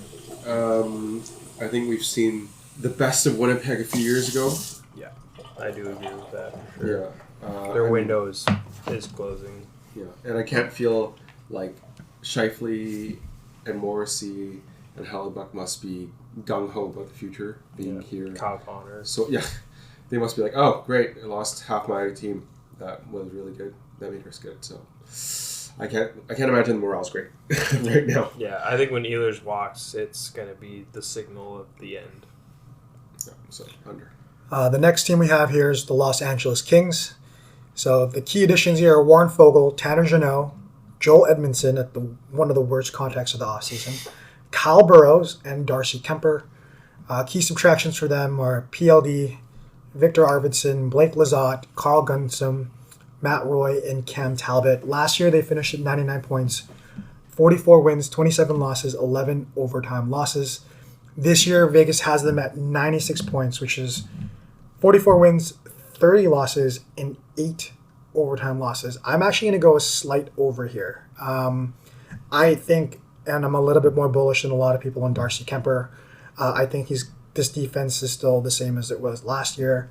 I just don't think that this team is going to be much worse. I think they might be around 97 points, particularly because they play a pretty suffocating defensive style, and that their team is built and constructed for that style. What about you, Connor? Yeah, what are they at, 96? I'm actually going to go under. I think it's going to be by like a point or two. But I just don't actually trust their goaltending or their defense very much right now. I just think like losing Matt Roy and replacing with Joel Edmondson was obviously a massive mistake. Drew Doughty is not getting any younger. It's all downhill from here. I think maybe he has another good year, but like it's coming up. Like the regression is coming pretty quick. They are bringing in Brant Clark. Brant Clark is a good piece, but he's not going to help you defensively, which with the goaltending they have, I think is the problem. Like Matt Roy could have protected a bad goalie. Brant Clark is not that guy, right? He's there to run a power play or something like. He's offensively gifted. That's his whole thing. So I just think their goaltending is going to get exposed for what it is, which is probably top 3 bad in the league. Like Kemper and Riddick, is that their tandem? Yeah. Like outside of Philly and maybe San Jose, whose tandem is that bad? Like, right, it's probably one of the worst in the league. For a team that's actually pretty good, because I like their forward group, like Kopitar, Byfield, like they've got some good forwards, but I don't particularly trust their D anymore, and I definitely don't trust their goaltending, so I'm going to go just slightly under. What about you, Derek? I think I'm going to go over just slightly.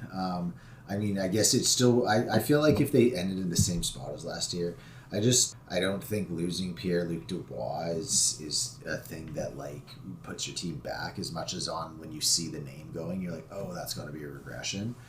So I'm going to go over just based on I think they might be able to maintain or just be better without him. What about you, Gabe? I'm going to say under. I think, we're seeing the end of the...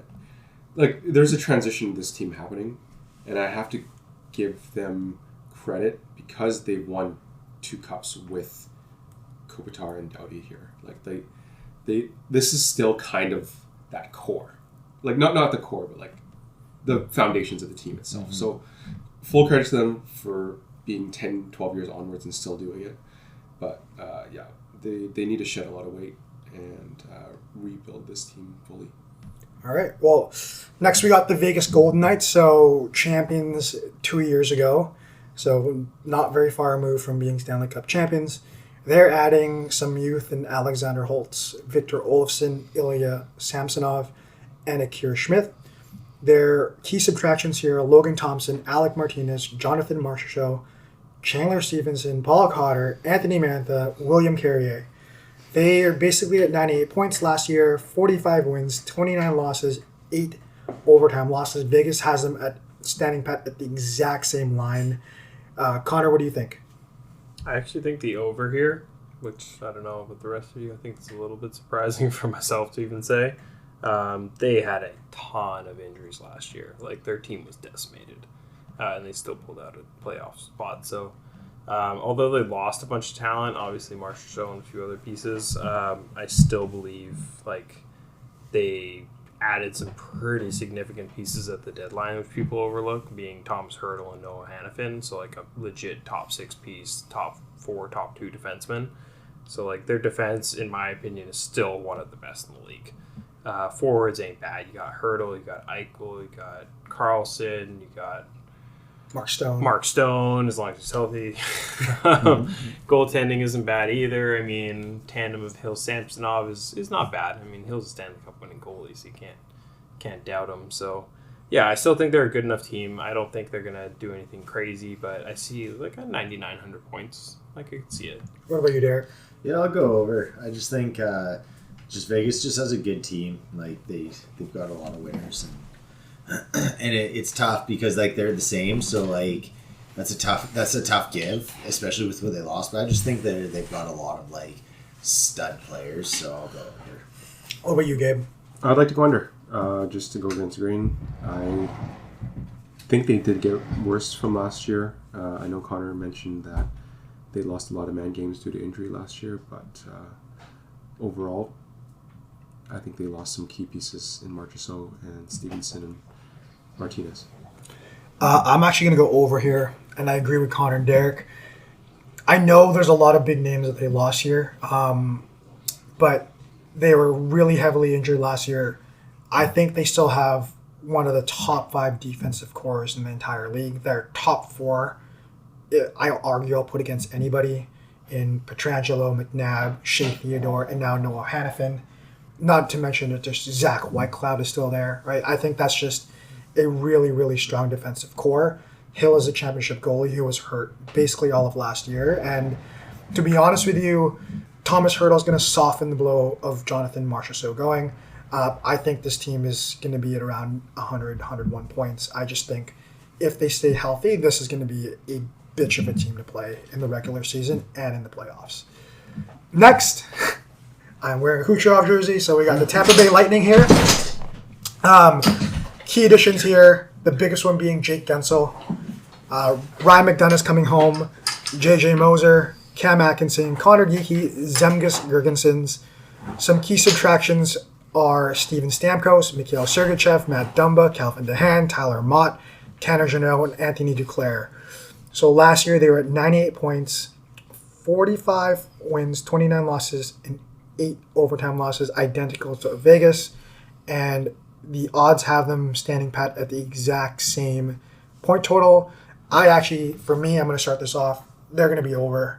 I think you're going to get a healthy Vasilevsky 1 year removed from surgery.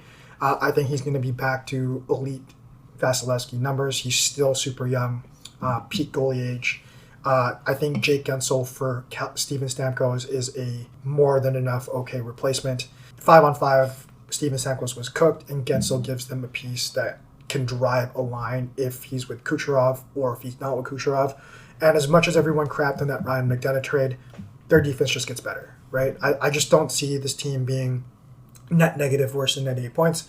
So I'm going to go slight over like around 99 points, 100. Basically where they've been in the last few years. What do you think, Connor? Yeah, I'd agree with that. I'd be pretty much spot on exactly what you just said. I think Vasilevsky's going to have a pretty big bounce back year, be back in that Vezina conversation, defensively too, re-adding McDonough, trading out Sergachev, but getting Moser back is a pretty good defenseman. Yeah, forwards-wise too, Gensel's a pretty nice add. I just think their power play is going to be lethal. They've got good goaltending. They've got steady defense. They're definitely a playoff team. I could see 99, 100 points, so I'm going to go slight over. What about you, Derek? Yeah, I agree. I don't have much to add. Just I'll say a healthy Vasi is a different team. Gabe?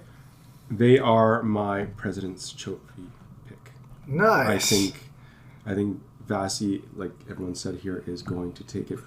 He's going to just shut down any haters that came out last year. Gensel is a mega upgrade in my opinion. I think he's what Stamkos was in his prime. And I think Kuch might even reach another level with Gensel on his line on that power play.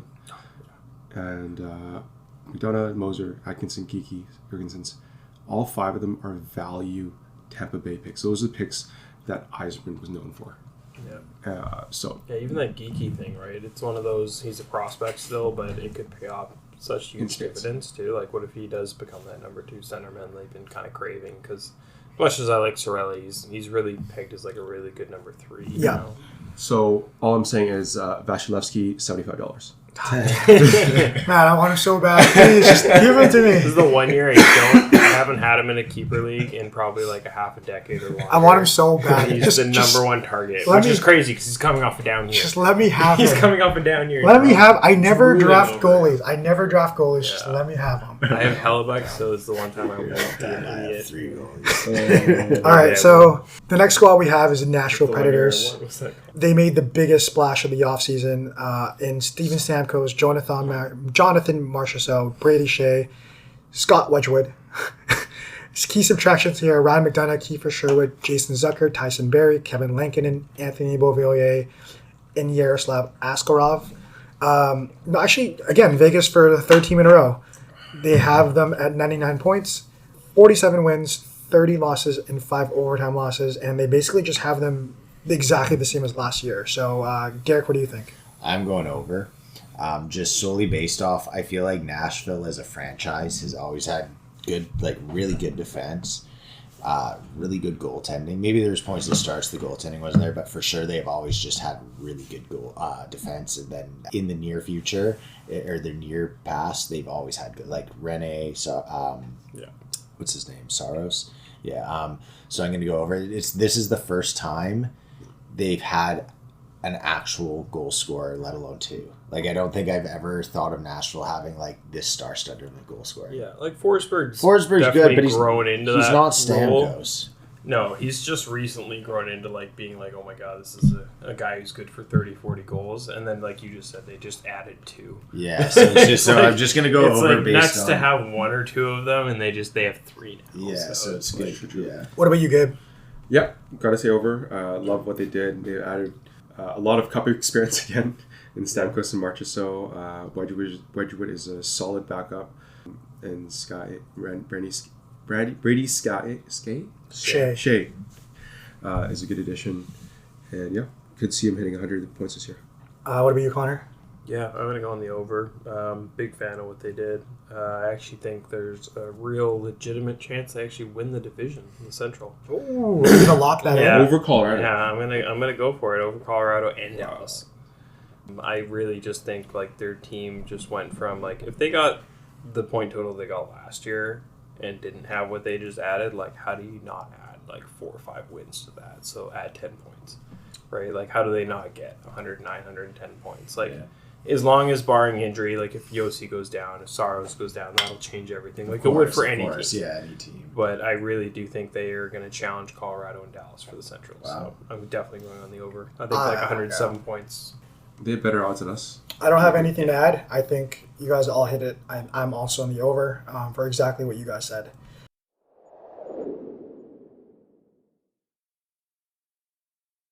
Next, we have the Vancouver Canucks. Yeah. So our key additions, and we already did this at the top of the hour, but let's recap here. Jake DeBrusk, Daniel Sprong, Danton Heinen, Kiefer Sherwood, Derek Forbert. Some key subtractions here. We're losing Elias Lindholm, Ilya Mikheyev, Sam Lafferty, Nikita Zadorov, Ian Cole, Casey DeSmith, and Vasily Podkolzin. Last year we were at 109 points, good for 50 wins, 23 losses, and 9 overtime losses. Vegas has us this year at 99 points, 45 wins, 28 losses, and 9 overtime losses. So, Derek, what do you think? I'm gonna go with over, but I'm going with the over because I think that we're gonna go over 100 points.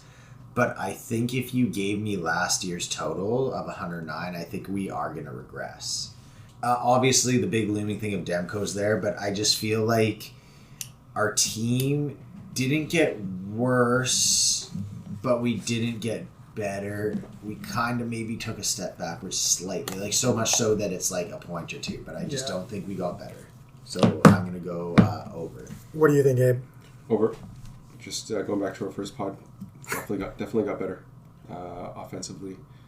All on Demko. What about you, Connor?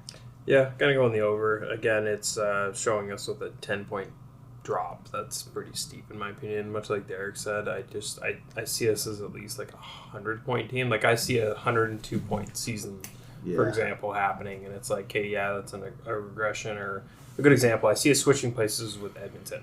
Mm-hmm. Edmonton, I think, at 104. They had that terrible start or whatever. Like I see us having like a lump kind of in there somewhere in our season, and we switch places with Edmonton, and they're the ones that lead the Pacific, and we've got 100, 200, 304 point season. So that's kind of where I'm at. I mean, all this rides on Demko, as we've said before. Yeah. But manifest that shit. Yeah. I'm also going to go over. Same reason I'm not going to add very much more. I mean, we talked about it pretty in depth in the first hour, but I'm also in the over. Next, we got our Eastern Conference rivals, our nemesis, our Darth Vader to our Luke Skywalker. We got the Boston Bruins. Basically, we're doing a swap with our players and their players. They're adding Elias Lindholm, Nikita Zadorov, and Eunice Korpisalo. They're losing Linus Ullmark, Jake DeBrusk, Matt Grosek, Danton Heinen, and Derek Forbert. Last year, they also finished with 109 points for 47 wins, 20 losses, and 15 overtime losses. Vegas has them also at a 10-point regression at 99 points. So 42 wins, 25 losses, and 15 overtime losses. I actually have them at a slight under. Not much, like 90. I want to say like 98 points. I'm the same, yeah. Particularly because they don't have that stud goaltending tandem anymore. So on that off night where you're putting out Linus Ullmark, you're now having to roll out Jonas Korpisalo. And honestly think it's going to take a little bit to mesh. Like you're adding Lindholm and Zadorov, and there's going to be some growing pains and some chemistry issues just to get with those guys up to speed. And I think there's just going to be a natural regression. I think every year everyone's always said that this is the year Boston's going to be worse, and I think this is actually the year that Boston's going to be worse. Connor, what do you think? Yeah, I'm just gonna ride shotgun on what you just said, like to everything. Like I've been saying this for years that I think they're gonna get worse, and they don't.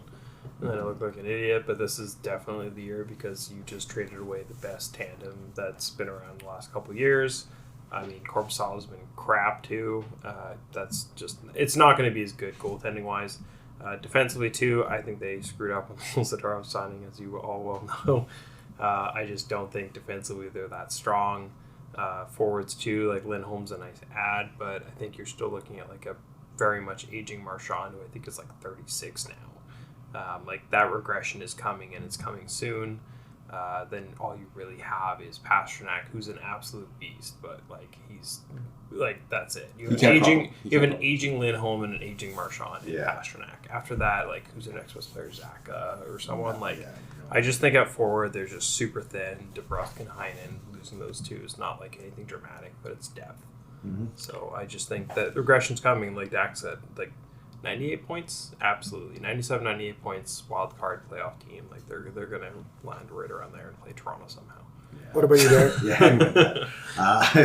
I'm gonna go under as well. I think like same things. I don't need to re-echo it, but just one thing I will say with agreements and Connor there is. I think Zadorov is like I'm so happy we didn't re-sign him because I felt like he was this guy that does a lot of bad things, but in the playoffs for a few games it looked really good, and I just feel like him alone could cost you games with just stupid mistake like penalties and stuff in minutes that cost you points. So I'm going to go under on that. What about you, Gabe? Well, I have been calling Boston's regression for years, but now they actually have a good center. I'm going to say their regression is going to stop for at least a year until Zadorov gets worse. I think Zadorov will have a good first year. I like Lindholm as a first-line center.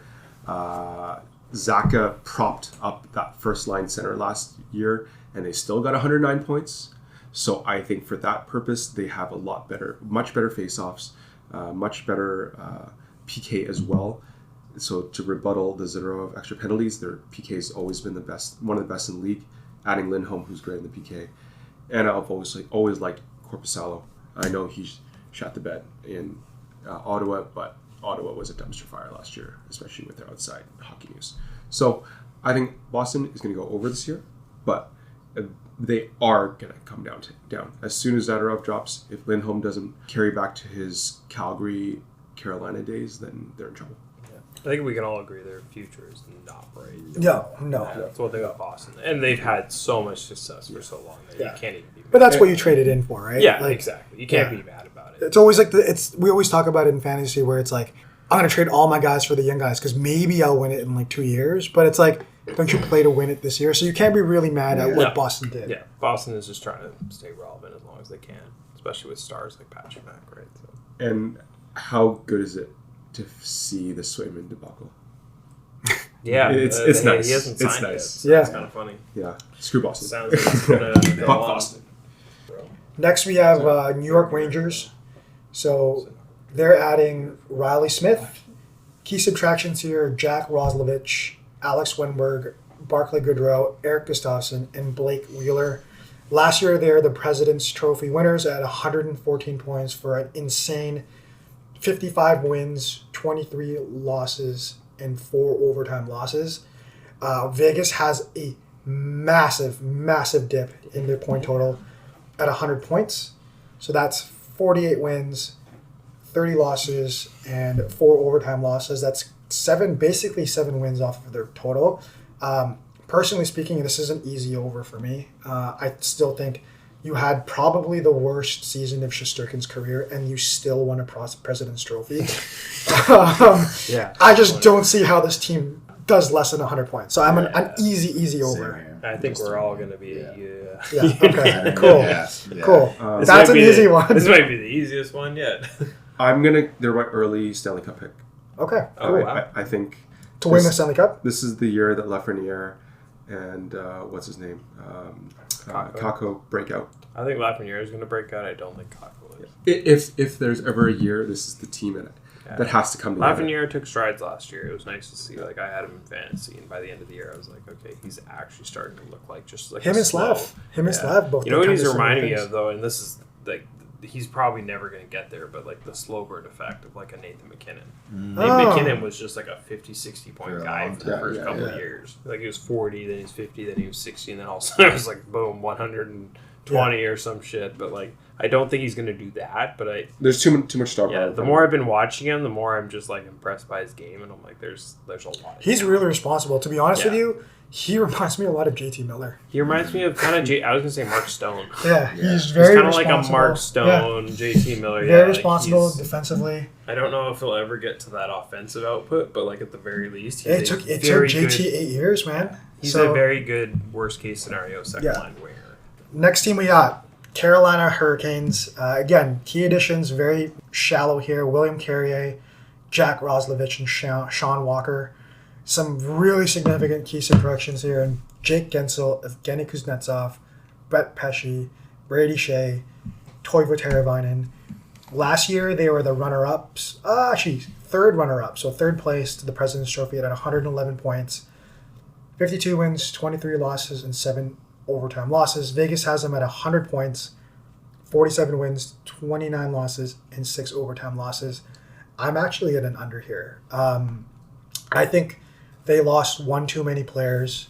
This was already a team that, because of their hockey philosophy, doesn't generate very much offensive chances, and losing 3 of their top forward contributors is going to be big. And Brett Pesce and Brady Shea were really, really integral in their defensive scheme. So I just think based on that, I think they are going to be a slight under. What do you think, Derek? I'm going under as well. Between Jake Gunsel, Brady Shea, and for me, a big fan of Teuvo Teravainen, I just think that they're going to be under. It's going to be tough to be what they were. Connor? I'm actually going to take the over here. Yeah, I'm a big Brandon Moore fan, as you know. But I still think the losses were pretty big, don't get me wrong. But even like when you read Gensel, it's like, well, I had him for like 15 games. For the most part, I still think you've got a young core too that easily could get better. Like not so much like Aho. I think he's kind of like where he's at, which is amazing. But Which was his finally he jumped last but you know year. what I mean. Finally. Like Aho is a number one Finally, centerman. yeah. Everyone knows it. He is what he is. But I'm still waiting for the Svechnikov pop. Yeah. I'm still kind of waiting for Seth Jarvis to pop, which like it He looks did like last year. He did popped, but last like year. I still think he's 22. Yeah. Like you know what I mean. Svechnikov and him are like both like 22. And they have Crazy. one of the, Like- if he decides to come over this year, one of the best defensive prospects in all time. Nishishkin. Nishishkin, Yeah, he yeah. actually looks like Yeah. an absolute. Like he looks weapon. like the guy. He's a weapon. Yeah. Is he here this year or no? No, he's still in Russia, but the rumors he might He's- come in January. In his early 20s, he's been dominating Yeah. the KHL. Wow. Like he's dominant, like points wise as a Yeah. defenseman. Like What about he's- you, Gabe? Over under. Right now, I'm going to say under because I think Freddie might get injured again. It's all hinging on Freddie. I don't think. I like Kochkov a lot. I really think he's got strong potential to be a number one. But he can't. I don't think he can do. How many games did he do? 40, Last year he 40? played like 30, 40 or Yeah. something. But to ask him if he has to play 60, and Anderson gets injured in the first few weeks of the year. I mean, yeah, if he's truly hurt, then yeah, that's There's a high chance this week a at this whole point. So, task. yeah, I'm going to say under, just because based on Anderson's injury history. All right, and then we got the biggest jump in all of the elite teams here from a points perspective. We got the New Jersey Devils. They're pretty significant key additions here in Jacob Markstrom, Brett Pesce, Thomas Tatar, Stefan Nation, Paul Cotter, and Brendan Dillon. Some subtractions here in Alexander Holtz, John Marino, Kevin Ball, Capo Kakinen, Akira Schmidt, Tyler Toffoli, Michael McLeod, Brendan Schmidt. Last year they were a super underwhelming 81 points, 38 wins, 39 losses, 5 overtime losses. Vegas has him jumping very high, 101 points. So for 48 wins, 29 losses, and 5 overtime losses. I personally think they're going to go over. This team looks better in every capacity. I think Jack Hughes, if he stays healthy, is going to have a McDavid-like breakout. Not 140 points, but I think he can do 110, 120. And I just think there's a lot of positive regression for a lot of these guys, particularly Timo Meier, who I think is going to be a beast, and especially with the switch to Sheldon Keefe, I think is going to be a really, really big contributor. He leans on his top 6 guys, expects the bottom 6 guys to contribute, and then not to mention they're going to have a full season again of Dougie Hamilton, right? And then the obvious one here is Jacob Markstrom is a stud goalie. Gabe, what do you think? First off, did you see I kept Meyer? I did not. Yeah. I was wondering if that would surprise you guys. I picked him over Fiala this year. I've had Fiala for 4 or 5 years, so decided to move on. Let's see how it goes. But yeah, I really think the Devils made some good moves. Markstrom is what we have all been yelling them to trade for the last 2 years, so it's a good fit. Over is in my books, and I really hope Jack Hughes and Meyer make one of the best combos in the NHL this year, along with Jesper Bratt. And Derek, what do you think? I am going to go over. I just think Jack Hughes is a stud. Jacob Markstrom, former Canuck, love the dude.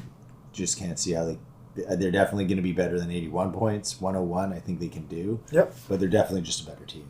What about you, Connor? Yep, I'm gonna go in the over as well. Injuries were a huge part of last year's, bad year. I mean, if your best player Jack Hughes misses like half the year, if your best defenseman, arguably Dougie Hamilton, misses the whole year, like you're not gonna do well. Mm-hmm. Imagine we lose PD for half the year and Quinn for the whole. Yeah, you know what I mean. Like it's gonna be a bad year. And before he got hurt, Jack was he was tearing it up. He looked like a 100-point season for sure, right? So I think on top of that, like they added great pieces like Pesci, Dillon on defense, Markstrom, Allen is their new tandem, which is like such a huge upgrade over what they had. So like overall, I can't not see them making the playoffs this year, and I do think they're going to make some noise though and go a little further than 100 points. Like I can see them getting 105, 106 points. So I'm going to take the over. All right, I don't want to spend too much time on this team because I hate them. Sorry, Alex.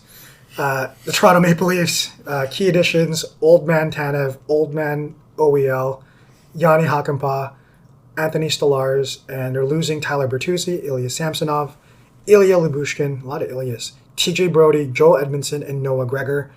Last year they were at 102 points. Vegas has them this year at 101. I'm going to go under because I just hate them, and I just don't want anything good for them.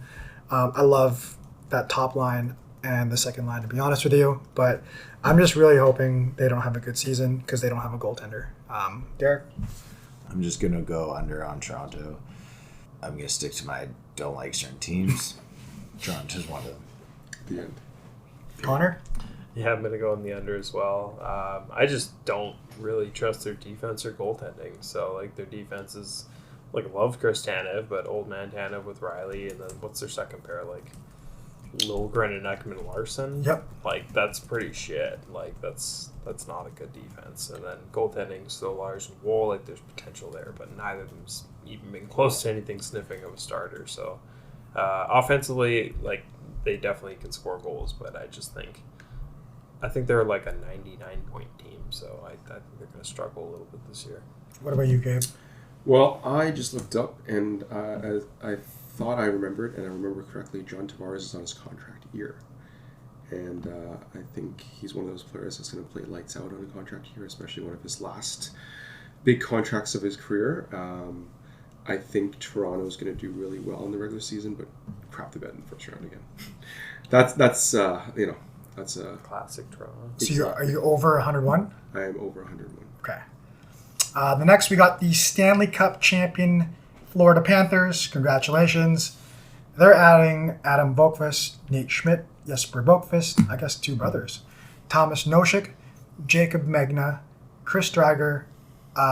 This is not really an ad, but he's going to make the roster this year just because of how many people they lost. Maki Samaskovich, and then a returning Spencer Knight to back up potentially Bobrovsky. So they're losing Anthony Stolarz, Brandon Montour, OEL, Nick Cousins, Vladimir Tarasenko, Ryan Lomberg, and Kyle Okposo.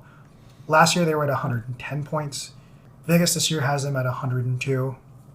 I just think this is a natural slight under, like 100, 99, 98, 100 points. There's going to be a little bit of a Stanley Cup hangover. And they just lost a lot of pieces. A lot of guys there contributed to the championship, and I think most teams are going to come out of the gate to want to defend, but this is a team that has been through 2 really deep playoff runs in a row. Yeah, and that's true. Eventually this is just going to be built on the tank being empty. So I'm going to go slight under here. Derek? Yeah, I'm with you on that. Just with the ins and outs, like the team that won the cup is not the team that's playing there now, and it doesn't mean the core is not there, but there's quite a few just changes there between the hangover, the ins and outs. I feel like just to assume that you're gonna put up that 110 point or even like 102, like that's a well-oiled team that's not just put together. So a slight under on mine as well. What about you, Connor?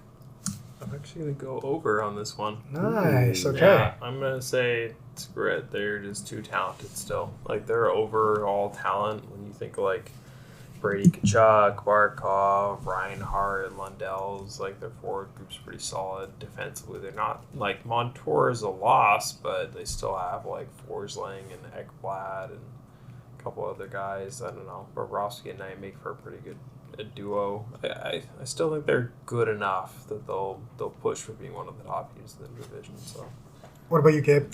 Going under. Stanley Cup hangover. They added brothers too, didn't they? Adam and Jesper. I don't know if they're brothers. No, maybe not. But yeah, I think they still have a great team. Bobrovsky overachieved last year. Played to his peak, I think, and it's going to be downhill from here. And I do think Barkov might get injured. You know, he hasn't had a big injury for a few years now. He's due one. And Reinhardt's, again, one of those players that's always pegged me as a contract year player, and now he's got his bags. He might regress a bit. Should regress. I would bet him to be the biggest regressor this year. Yeah, well, I mean, he shot like an otherworldly shooting percentage this year. So, like, I'm not even saying that he's going to be bad. I just don't think you shoot 20-something% consistently over years, right? Yeah. So next we got Dallas. So they're adding Ilya Lyubushkin, Matt Dumba, Casey DeSmith. They're losing Joe Pavelski to retirement, Craig Smith, Ryan Suter, Yanni Hakanpää, Ty Dellandrea, Chris Tanev, and Scott Wedgwood. Last year, they were the runner-ups to the President Trophy at 113 points. Vegas this year has them at 102, and I think it's a really low number. I have an over for this team. I honestly think the young guys are going to come up and really overperform. Jason Robertson, I think, had a really down year last year. And Ottinger, for all intents and purposes, had a really down year, and this team still won had 113 points. So for me, this is an easy over. I think they're going to contend. This is actually my President's Trophy team. I'm really high on Dallas, and I think this is the year they break through and maybe even beat Edmonton in the playoffs finally. Derek, what do you think? Yeah, I'm going to go over too. I think that they got rid of some older guys and just kind of made room for the young guys to be more of the main roster. So, yeah, over. Gabe? I like to say over. While they lost Pavelski, which I believe is huge, he was pretty ineffective by the playoffs. I really like how they address the goalie situation where Ottinger played, I think, 60-something games in the last 2 years, or close to there. Barring. Was one of the years he lost some games due to injury? I think it was the year before, right? Might have been, yeah. But yeah, I think Casey DeSmith is a great backup, and he might even get 25-ish games, which is what you need for a team like Dallas who relies on their goalie in the playoffs. And Connor? Easy over for sure. Pavelski's a loss, but they have so much young talent coming in, whether it's Wyatt Johnson taking another step, which I think will probably happen. Maverick Bork and Logan Stankoven both look like they're insane for that. Yeah, Stankoven for sure is looking like a legitimate and their defense, threat. dude. Thomas Harley and Heiskanen. Harley and Heiskanen make for immediate great 1-2 punch. The problem is after that, I don't love their defense. I didn't like the Dumba or the Boucher. I like Asa Lindell. And they I like him Asa up. Lindell for sure, but it's just particularly I didn't like the Dumba and the Boucher signings. Like they're too much money for guys that are probably suited for third pairing. Yeah, and I think they will be though. They will be, but that's 3.5 or whatever they're paying Yeah. for their pair guys. Yeah. But no, I still think Ottinger too, like you said earlier, Dax, like he is still in my opinion, like arguably a top 5, top 10 goalie in the league. So he just had an off year. So imagine when he's not off. Yeah. So I see them competing. I made a big bet on Nashville. I think them and Nashville are going to fight for the Central Crown. That's my opinion. Next, we got Colorado Avalanche. So key additions here: Calvin DeHaan, Eric Brandstrom, Oliver Chillington, and little known, but I have heard amazing things about this kid, Nikolai Kovalenko. I don't know if you guys have heard about him. He's coming in from Russia. Super, super hype. Offensively? Offensively, yeah. Especially with Nichushkin being out. Just what they need. Key subtractions here: Ryan Johansson, Andrew Cogliano, Jack Johnson, Sean Walker, and not a full subtraction, but he's not going to be around until mid to late December. Valery Nichushkin. I saw a report. Sakic said he'd be available by November. 22 game suspension, dude. So that's a set number. Okay. Weird. I don't know why I saw Sakic. So last year they were at 107 Practice. points. This year they're at 103 point estimate. I'm actually going to go under. Not because I think this team's going to be bad, but I think they're just going to be treading water until Nichushkin and potentially Landeskog comes back. They were really cap strapped. Jack Johnson, as old as he is, and Sean Walker are pretty big defensive hits. And Georgiev showed that he's not ready for a full load, and they didn't really do anything to back him up. They could have gotten to Smith. Or Lankinen. Anyone, yeah. Connor, what do you think? Yeah, I'm the same as you. I see them as like a 99-point team, like making the playoffs, but not by a whole hell of a lot. And then come playoff time, who knows if everyone's healthy and playing. But yeah, their forwards are still great. I mean, you have McKinnon and Rantanen, and then you got some decent depth with like Lehkonen and Middlestad and Drouin and stuff like that. But defensively, I still think like after Makar and Tays pair, it really falls off a cliff pretty fast. Like you gotta hope one of those guys you sign, like Shillington or someone, just like absolutely hits. Well, and plus they torpedoed Byram, right? Yeah. So And then goaltending too, I can tell you from having Gorgiev in fantasy, he racked up the wins, but his save percentage was terrible. Like he is not. But you know what though? Part of that too is because of the defense in front of him. I do right? think so too. But again, like the backup is Prostasov or whatever his Or name is. Anonen? I don't know. Yeah. It's not looking super bright on that whole front. So I see a bit of a struggle this year. I think if Nichushkin isn't playing for that long, like that's going to hurt. If Landeskog is not playing at all, that's going to hurt. So, you know. What about you, Derek? Struggle. I'm also going on the. Actually, you know what? I'm going to go on the over, and I'm going to lean it all. Like I agree with you guys for the most part, but I'm going to lean it all on just Nate McKinnon can be a beast, and maybe in this year, you know what? He's going to be like, fuck it. Because other guys are injured, I'll take up the slack. I'll do it all. Just because I have to. 150 He always point. could, but he's like, I don't want to, but I will now. So I think that they'll go over, but it'll be close. What about you, Gabe? My boy Max gonna go for the Hart this year. He did win the Hart already. McCart? Yeah, he did win the Hart. Yeah, Yeah, he won. Yeah, he won the Hart this year. Wait, in the Yeah, he won it this year. It was a bit of a surprise. Everyone thought it was Really? oh, I did not follow that. Yeah. We got one. And then But there's- the point. Okay, the points. The point total. He didn't. He hasn't won yet. The point.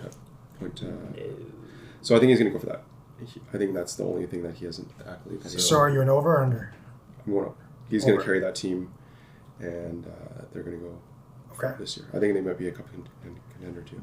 And last but not least, and we've been hyping this team up all podcast, Edmonton Oilers. They're adding We hate them, by the way. Victor Yes, Victor but- Arvidsson, Jeff Skinner, Matt Savoie, and Vasily Podkolzin. Key subtractions here: Broberg, Holloway, and Warren Fogle. Last year they had a down year and still had 104 points. Vegas has them at the highest point total out of everybody by a decent margin, is 108. I honestly think this is an over, which is really weird at 108 points for me. Oh, for sure. I think the Vegas odds in general have been pretty, like, timid, you know? Like, they've not been reaching too high. Like, we had 109 points last year, so Yeah. that's higher than anyone they've even put at this point. Yeah. Right? So, like, there's a couple teams. We were, like, the 5th team for a point total last Yeah. year, so they're definitely being a little timid on it. I think, for the most part, most of us are going to be over here. But, Yeah, I'm just going to say over for mine. It's a pretty easy bet. Gabe? Over. Yeah. They're too good. Easy. The firepower on this team. Yeah. They already had a really good top 6, and they basically turned that top 6 and were like, here, let's soup it up and then keep everybody else intact. What their future looks like in cap, maybe a little bit difficult, but I think that's a pretty easy. If Evander Kane is on LTIR long enough, which he's going to be, they're going to be able to go out and add Cam Fowler. Yeah. Or someone of that ilk. Like, they're going to get another... That's the one thing they're lacking absolutely right now is a top 4 defenseman. They need a legit top 4 right D. But, And this is going to be fun to look, mid-season and end of season to see how close we were to hitting some of these. So I'm going to click save and we can look back at these.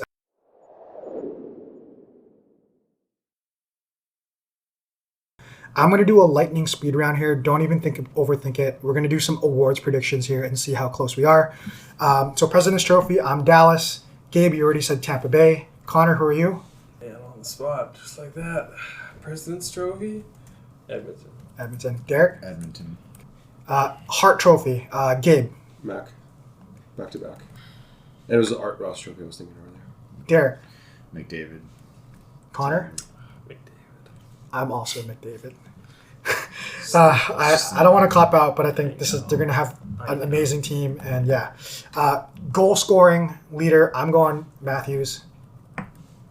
Connor. Gunsel. Okay. Gabe. Gunsel. I had it. No way. I had it penciled. I'm sorry. It's all good. I'll go I just looked Matthews. this way. Matthews? Yeah, I'm going to say Wanted to, Matthews. go off the cuff. All right. I wanted to. It's actually a smart pick because Kucher's going to be passing. Oh, yeah. That's kind of 60 plus this year, Yeah, guaranteed. I just immediately pictured what's the best part. All right. Norris Trophy. Gabe. Hughes. Derek. Hughes. Connor. Makar. I'm also going to go Makar. Calder Trophy. Gabe. Nichkov. Okay. Connor. Celebrini. Derek. Celebrini. Really? I'm also going to go Mishkov. Okay. Nice. Two. Yeah. I like it. Nice. This is a nice variant here. Vezina. Vasilevsky. Connor.